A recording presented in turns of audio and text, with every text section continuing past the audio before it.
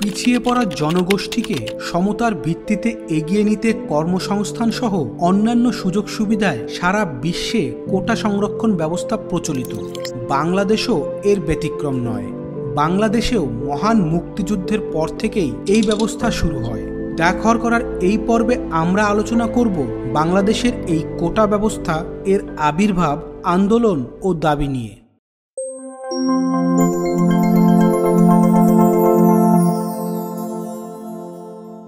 সরকারি চাকুরিতে কোটা পদ্ধতি চালুর ইতিহাসটি বেশ দীর্ঘ। এটি ব্রিটিশ আমল থেকে শুরু হলেও এর সঠিক সময় জানা যায় না। ব্রিটিশ আমলে ভারতীয়রা মেধাবী হওয়া সত্ত্বেও ইংরেজরা বেশি চাকরি পেত।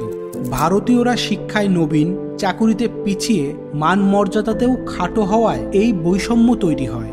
এই বৈষম্যের জন্যই দেশভাগ হয়েছিল 1947 সালে, কিন্তু এতেও রক্ষা হয়নি। 52 সালে এসেই বুঝতে পারলাম পাকিস্তানের বনেদি পরিবার নতুন জমিদার হয়ে বসেছে। এই বঞ্চনা থেকে মুক্ত হতেই 1971 সালের মুক্তিযুদ্ধ। মুক্তিযুদ্ধের পর চাকুরিতে কোটা ব্যবস্থার শুরু। জাতির পিতা বঙ্গবন্ধু শেখ মুজিবুর রহমান 1972 সালে বীর মুক্তিযোদ্ধাদের জন্য উপহার হিসাবে কোটা চালু করেছিলেন। যদিও এই উপহারকে সরাসরি কোটা বলার সুযোগ কম। ওই সময় সরকারি কর্মচারী নিয়োগে মাত্র 20% নেওয়া হয়েছিল মেধায়, 40% জেলা কোটা এবং 10% ছিল নারী কোটা। আর মুক্তিযোদ্ধাদের জন্য উপহার হিসাবে কোটা সংরক্ষণ করা ছিল 30%। 1976 সালে সরকারি চাকুরিতে নিয়োগের ক্ষেত্রে 40% জেলা কোটা থেকে 20% কমিয়ে সাধারণদের জন্য 40% করা হয়। কিন্তু মুক্তিযোদ্ধা ও নারীদের জন্য পূর্বের ন্যায় যথাক্রমে 30 ও 10% পদ সংরক্ষিত রাখা হয়। পরবর্তীতে 1985 সালে আবারও কোটা সংস্কার করা হয়।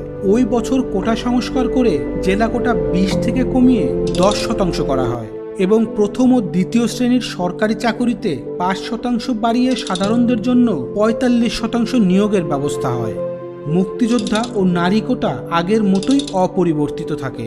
আর প্রথমবারের মতো উপজাতি ও ক্ষুদ্র নৃগোষ্ঠীর জন্য 5% কোটা রাখা হয়। বর্তমানে সরকারি চাকরির নিয়োগেও মুক্তিযোদ্ধা 30%, নারী 10%, জেলা কোটা 10%, ক্ষুদ্র নৃগোষ্ঠীর জন্য 5%ই রয়ে গেছে। তবে এই 55% কোটায় পূরণযোগ্য প্রার্থী পাওয়া না গেলে সেক্ষেত্রে 1% পদে প্রতিবন্ধী নিয়োগের বিধান রয়েছে। এর বাইরে বাকি 45% সাধারণদের জন্য বরাদ্দ। 2018 সালে দেশজুড়ে এই কোটা ব্যবস্থার বিরুদ্ধে যে ছাত্র আন্দোলন হয় তার মূল দাবি ছিল ক্যাডার সার্ভিসে মুক্তিযোদ্ধা কোটা বাতিল বা কারো কারো মতে বিদ্যমান কোটা প্রথার সংস্কার।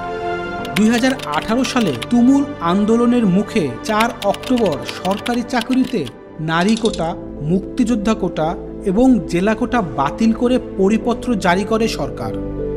পরবর্তীতে এই পরিপত্রের বৈধতা চ্যালেঞ্জ করে 2021 সালে হাইকোর্টে রিট আবেদন করেন কয়েকজন বীর মুক্তিযোদ্ধার সন্তান।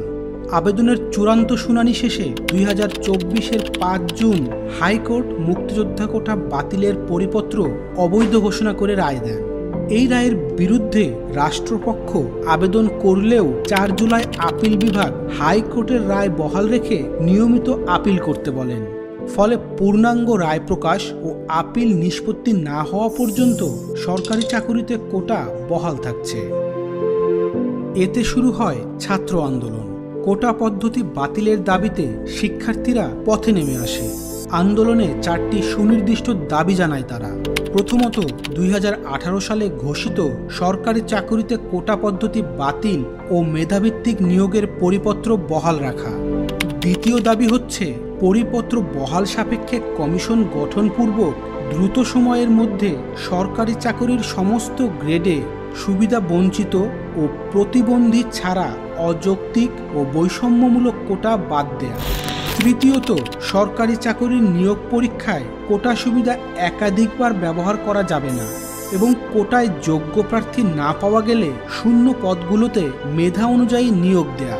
এবং তাদের সর্বশেষ দাবি হচ্ছে দুর্নীতিমুক্ত, নিরপেক্ষ, মেধাভিত্তিক আমলাতন্ত্র নিশ্চিত করতে কার্যকর ব্যবস্থা গ্রহণ করা। এই কোটা ব্যবস্থার বিলুপ্তি নয়, বরং যৌক্তিক ও গ্রহণযোগ্য পুনর্বিন্যাসের মাধ্যমে সমস্যার সমাধান হবে এই আশা রেখে ভিডিওটি এখানেই শেষ করছি। ভিডিওটি যদি আপনাদের ভালো লেগে থাকে তবে একটি লাইক, কমেন্ট ও শেয়ার করে আমাদেরকে অনুপ্রাণিত করতে পারেন। আর এতক্ষণ ধৈর্য সহকারে আমাদের সাথে থাকার জন্য আপনাদের সকলকে অশেষ ধন্যবাদ।